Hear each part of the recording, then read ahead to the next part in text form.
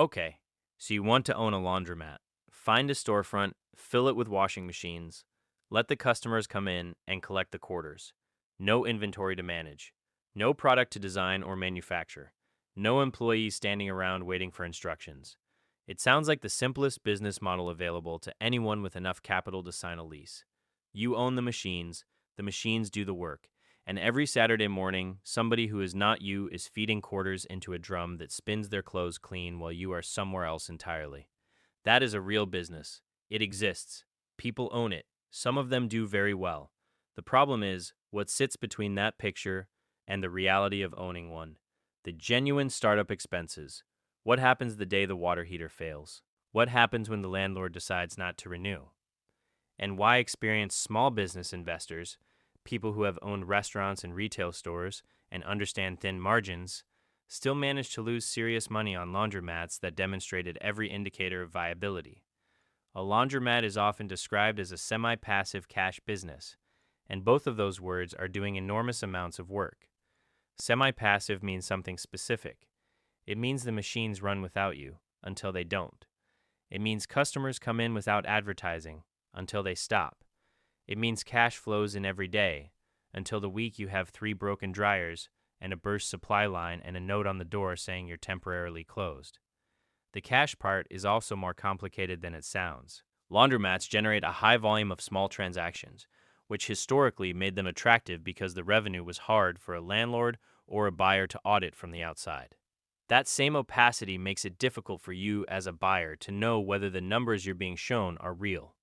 You are frequently taking someone's word for what the machines earn, and the person whose word you are taking is the person who has decided to sell. What draws investors to laundromats is the same thing that makes the business genuinely difficult to execute well: low labor requirements, recession resistant demand, predictable customer behavior, and no product expiration. People will always need clean clothes. That part is not wrong. What those investors often underestimate is the capital intensity of the equipment, the legal exposure buried inside a commercial lease, and the degree to which a single variable, location, controls almost every financial outcome the business will ever produce. That is the dream, and like most dreams about passive income, it is not entirely wrong. It is just missing about 90% of the story. The first question is, who's actually selling laundromats? And the answer tells you almost everything about what you're actually buying. Most laundromats on the market today are sold by owners who have run them for a decade or more, people who bought into the same passive income dream and eventually discovered something about the business that made them want out. That does not always mean the business is failing. Sometimes it means the owner is retiring or relocating, or simply tired of dealing with broken machines and plumbing emergencies at 7 in the morning. But it is worth holding that question in mind from the very beginning, because the seller's reason for selling is one of the most important pieces of information in the entire transaction, and it is also the one most carefully managed.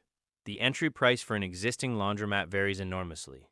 A small aging store in a mid-sized city with older coin-operated equipment and modest revenue might sell for $50,000 to $100,000. A well-established location in a dense urban neighborhood with newer machines, a loyal customer base, and strong documented revenue can sell for $300,000, $500,000, or more. The upper end of that range is not unusual in high-demand markets. In cities like New York or Los Angeles, laundromats with proven cash flow and long lease terms have traded for over $1 million. The range is wide enough that the number alone tells you almost nothing without understanding what is underneath it. What is underneath it, in almost every case, is a revenue multiple. Buyers and sellers in this industry typically evaluate laundromats by comparing the asking price to the store's annual gross revenue or net cash flow. A common benchmark is somewhere between 2 and 3 times annual gross revenue, though the multiple shifts depending on equipment condition, lease length, and location. A store doing $150,000 in gross revenue annually might be listed at $300,000 to $400,000. That math sounds straightforward. It rarely is. The problem is that laundromat financials are notoriously difficult to verify. This is a cash-intensive business, and the reported revenue depends almost entirely on what the seller has chosen to report. Some owners operate with meticulous records, others do not. When the revenue figures cannot be independently confirmed, you are essentially buying someone's word. Coin collection logs, utility bills, and water consumption records are the closest thing to a third-party check on the numbers, and even those require interpretation. Then there's what the numbers do not show at all. Deferred maintenance is the most common hidden cost in any laundromat acquisition. A seller who knows they are going to list the business in 6 months has very little incentive to spend $8,000 replacing a water heater or $4,000 repairing a commercial dryer. They will stop running shortly after you take ownership. Industry veterans describe this as buying someone else's deferred decisions, and the cost of those decisions typically surfaces in the first year. The lease adds another layer of complexity. A laundromat with 5 years remaining on its lease is a fundamentally different purchase than one with 15 years remaining, even if every other variable is identical. The equipment investment required to run a laundromat, the machines, the water connections, the drainage infrastructure built into the floor, cannot be relocated without essentially starting over. A short lease means you are one landlord decision away from losing everything you spent building the business. Sellers with unfavorable lease situations do not typically lead with that information. Building from scratch instead of buying avoids the inherited problems but introduces a different set of costs. Outfitting a raw retail space as a functioning laundromat requires commercial plumbing, drainage, gas lines, ventilation, and electrical capacity far beyond what most retail spaces are designed to handle. A complete build-out with new equipment can run $200,000 to $500,000 before a single customer walks in, and that number does not include the months of zero revenue while construction and permitting run their course. The price tag on the door tells you what the seller thinks it's worth, and the lease, the machines, and the water bills will tell you whether they were right. A washing machine in a laundromat is not a household appliance running a few loads a week. It is an industrial piece of equipment running 8, 10, 12 hours a day, every day, for years. That distinction matters enormously when you start pricing out what it actually costs to fill a laundromat floor. A commercial front-load washer from a manufacturer like Dexter or Speed Queen runs between $1,500 and $4,000 new, depending on capacity. A laundromat with 20 washers and 20 dryers is already sitting on $60,000 to $160,000 worth of equipment before you have added a single water heater, change machine, or card payment terminal. Water heaters capable of supplying a full commercial laundry operation cost several $1,000s each, and most stores need more than one. A modern card payment system, the kind that replaces coin slots with a tap-and-pay reader and lets you adjust vend prices remotely, runs $10,000 to $30,000 for a full installation across an entire store. Add a bill, changer, or two for customers still paying with cash, and you have spent another $3,000 to $8,000 on machines that do nothing except convert paper money into the coins or card credits your other machines actually require. The equipment choice is not just a capital question. It is a revenue question. Top-load washers are cheaper to buy, cheaper to repair, and slower to attract customers who have a choice. Front-load washers use significantly less water per cycle, handle larger loads, and command a higher vend price at the machine. A top-load washer might justify a $2.50 wash cycle. A large capacity front load in a well-run store can charge $4.50 to $7 for a single load, sometimes more. That gap in vend price, multiplied across hundreds of cycles per week, is the difference between two entirely different revenue profiles operating out of the same building. Stores with older top-load equipment are not just selling a cheaper wash. They are structurally limited in how much money they can generate per square foot of floor space. Used equipment introduces a different set of calculations. A used commercial washer might cost 40 or 50% less than a new one. It might also have 4 or 5 years of heavy use already logged against a 10 to 14 year expected lifespan. A new machine purchased today can reasonably be expected to run for a decade with routine maintenance. A used machine that looks functional on inspection day can fail within a year, and commercial repair calls are not cheap. A single service visit from a qualified technician runs $150 to $300 before parts. A pump replacement on a front-load washer can run $400 to $600 total. A control board failure can cost more than that. None of this is theoretical. A laundromat running 20 washers will cycle through repairs continuously, and the question is no, to whether machines break, but how often and how badly. Here is where the capital intensity becomes real, in a way the purchase price does not fully communicate. Every machine sitting out of service on a busy weekend is not a maintenance problem. It is a revenue problem. A single large capacity washer running at normal volume might generate $60 to $100 on a Saturday. A bank of 4 machines going down simultaneously costs the store several $100s in a single day, while the repair call alone may not happen until Monday. Customers waiting for machines do not wait indefinitely. They leave. Some of them do not come back. In a business where the entire revenue model depends on continuous machine uptime, equipment reliability is not a feature. It is the business.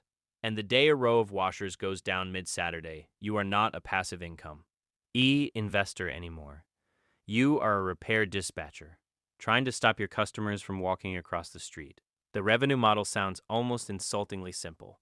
Customers put money in, machines run, money comes out.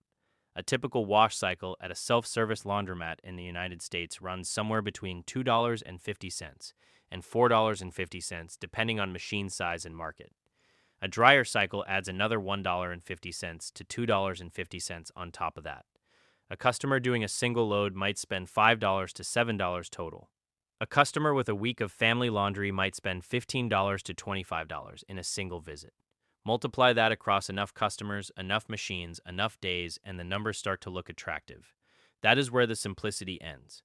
To understand what the math actually looks like, start with a realistic revenue target. A laundromat generating $8,000 per month in gross revenue is considered a modest but functional operation. One generating $15,000 per month is doing well. A high-volume urban store in a dense neighborhood might push $25,000 or more. These numbers determine everything downstream because the costs do not scale proportionally with revenue. Many of them are fixed regardless of how many loads get washed. Rent is the first fixed cost. A laundromat typically needs between 1,200 to 2,500 square feet, and commercial rent in any urban area with enough population density to support the business will run $2,500 to $6,000 per month or more, depending on the market. That number does not move whether the store had a slow week or a strong one. Then come utilities. This is where the business becomes genuinely difficult, and it is the number that surprises almost every first-time owner. A commercial washing machine uses between 15 and 30 gallons of water per cycle. A store with 20 washers running continuously through a busy day can consume thousands of gallons before closing time. Water and sewer charges at that volume are substantial. Gas costs for heating that water and running gas dryers add another significant line. Combined, utilities in a laundromat typically account for 30 to 40% of gross revenue. On an $8,000 per month store, that is $2,400 to $3,200 going directly to the water company and the gas utility before anything else is paid. On a $15,000 per month store, that number climbs to $4,500 to $6,000. It does not improve during slow weeks. It is simply the cost of operating the machines. After utilities, equipment maintenance contracts represent another recurring charge. A service agreement covering preventive maintenance and priority repair response for a full store of commercial machines can run $300 to $700 per month, depending on the size of the operation and the coverage terms. Some owners skip this and pay for repairs individually. That strategy works until a busy Saturday when 3 machines go down at once and the emergency call-out rate from a technician is $150 before parts. If the store runs attended hours, labor enters the calculation. A part-time attendant working 30 hours per week at $15 per hour adds roughly $1,800 to $2,000 per month in wages alone before any payroll taxes or scheduling overhead. Some owners staff only peak hours and leave the store unattended during slower periods. That reduces labor cost but introduces different risks. Insurance on a commercial laundromat typically runs $150 to $300 per month. Supplies: detergent for in-house dispensers, cleaning products, change machine currency, paper products, add another $100 to $300. Credit card processing fees on card-operated machines take a small percentage of every transaction. Stack all of this together for a store doing $8,000 per month. Utilities at 35% take $2,800. Rent takes $3,500. Maintenance contract runs $400. Insurance and supplies run $400. What remains before any debt service on equipment loans is roughly $900. On a store doing $12,000 per month with the same fixed cost structure, that same calculation produces something closer to $3,500 to $4,500 in monthly net. The difference between those two revenue levels is not dramatic in absolute terms. It is the distance between a business that justifies the investment and one that barely services its own debt. That arithmetic is why volume and vend price are not abstract considerations. Raising the wash price by 50 cents across every machine in a 20-washer store, assuming customer volume holds, adds several $100s per month directly to the bottom line. At a typical vend price and typical utility load, the difference between a laundromat that makes its owner comfortable and one that barely breaks even can come down to a few $100s of electricity per month. Before a single quarter drops into a machine, the most important decision has already been made, and it is the one you made when you signed the lease. Everything else, the equipment, the pricing, the hours you keep, operates inside the constraints that location sets. A laundromat in the wrong place cannot be saved by good management. It can be delayed. It cannot be saved. The customer a laundromat depends on is specific. Not a homeowner, not a renter in a newer building with an in-unit washer and dryer. The customer is an apartment dweller without machines, usually in a building built before the 1980s, usually at a household income level where owning a car is optional and owning a washer is not realistic. That customer needs to be close. Studies of laundromat usage patterns consistently show that the majority of regular customers live within half a mile of the store they use, not 2 miles. Not a short drive, walking distance, or close to it, which means population density is not a nice feature of a good location. It is the entire foundation. A laundromat surrounded by single-family homes is a laundromat with almost no customers. A laundromat on a block where 3,000 people live within 6 blocks, and none of them have in-unit machines, is a different business entirely. Household income matters in a specific and sometimes counterintuitive way. The target customer is not the lowest income bracket, and not the middle income bracket with a newer apartment. It is the renter in older housing stock who earns enough to use a laundromat regularly, but not enough to access buildings with amenities. Go too far down the income scale and the volume drops because customers cannot afford to wash every week.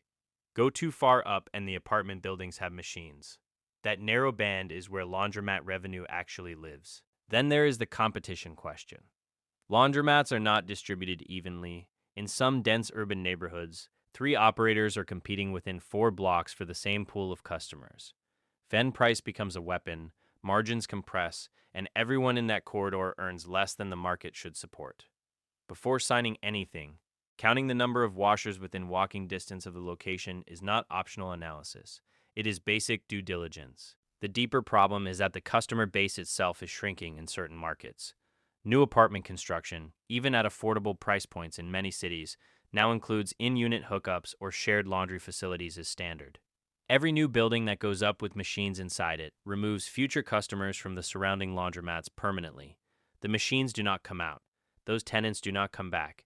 This is a slow erosion that does not show up in the trailing revenue numbers a seller hands you, because the building that opened 6 months ago is not in last year's data. Demographic shifts compound this. A neighborhood that was 60% renters in older buildings 5 years ago can look very different today, and will look different again in 5 more years. Rising property values attract developers. Developers build newer units. Newer units come with laundry. A neighborhood gentrifying around you sounds like good news until you realize the new tenants all moved into buildings with in-unit laundry, and your customer base just got replaced by people who will never walk through your door. Here is the trap that destroys laundromat businesses more reliably than almost anything else. You spend $200,000 turning a raw retail space into a functioning laundry operation, and then you realize the landlord controls whether any of that investment ever pays off. The build-out is not optional. Before a single machine runs, someone has to cut into the floor for floor drains, run gas lines to the dryer stacks, upgrade the water supply to handle 15 or 20 machines cycling simultaneously, and wire the electrical panel to commercial specification. None of that infrastructure moves with you. It stays in the building permanently. A retail clothing shop that loses its lease loads its inventory into a truck and opens somewhere else the following month. A laundromat that loses its lease leaves behind tens of thousands of dollars of embedded plumbing and never sees a cent of it again. This is why lease length is not a preference in this business. It is a survival requirement. Most experienced laundromat operators will not sign anything shorter than 10 years, with renewal options extending to 15 or 20. The math forces it. A $200,000 build-out needs years of operation just to recover what was spent before the owner has made anything resembling a return. A 5-year lease on a laundromat is essentially a bet that the landlord will be reasonable when renewal comes up. Some landlords are, some are not. When renewal time arrives and the landlord has watched a laundromat operate successfully in that space for a decade, the landlord knows exactly what the operator knows. The operator cannot leave without losing everything bolted into the floor. That is not a negotiation between equals. Rent increases of 30, 40, 50% at renewal are not unusual in markets where commercial real estate has appreciated. The operator can accept the new terms, absorb the hit to margins, and hope the business survives. Or the operator can walk away and absorb the total loss of every dollar spent on infrastructure. There are operators who have chosen to stay under brutal rent increases because the alternative was writing off $250,000 in sunk costs. There are operators who have watched a landlord sell the building to a developer, triggering a lease termination clause buried in the original contract, and lost everything in a matter of months. The lease should be the first document reviewed by any attorney before any money changes hands. Not after the equipment inspection. Not alongside the financials. First, the term, the renewal options, the rent escalation clauses, the assignment rights if you ever want to sell, the termination conditions.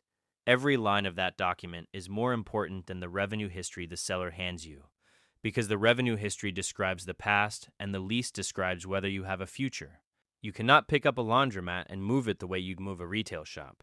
The drains in the floor and the gas lines in the walls go exactly nowhere when the landlord decides not to renew. The version of laundromat ownership most people picture is the unattended store. You hand over a key, program the machines, and let the quarters accumulate while you do something else entirely.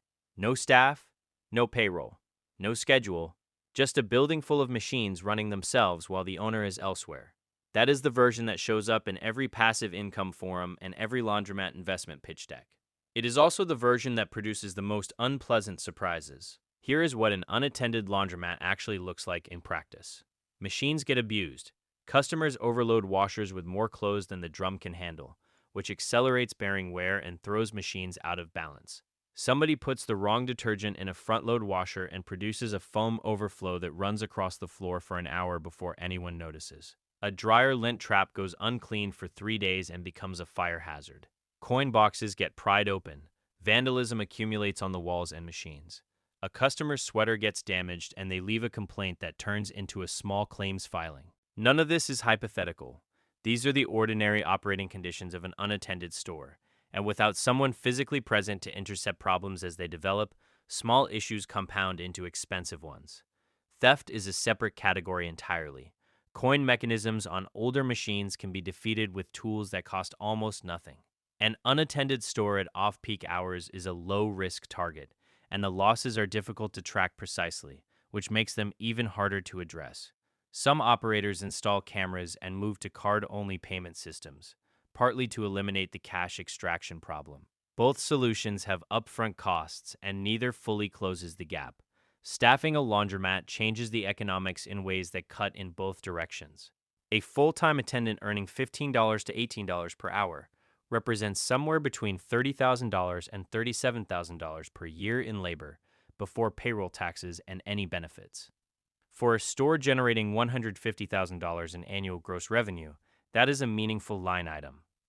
But a good attendant does not simply sit at a counter. They keep machines running. They handle customer issues before those issues become refund requests. They restock supplies. They maintain the facility at a standard that affects whether customers return. The cleanliness differential between attended and unattended stores, measured by repeat customer behavior, is not subtle. Then there is wash and fold, which is where the staffed model starts to look like a genuinely different business. A customer drops off a bag of laundry, pays by the pound, and picks it up clean and folded. Rates at most urban locations run between $1.50 and $2.50 per pound.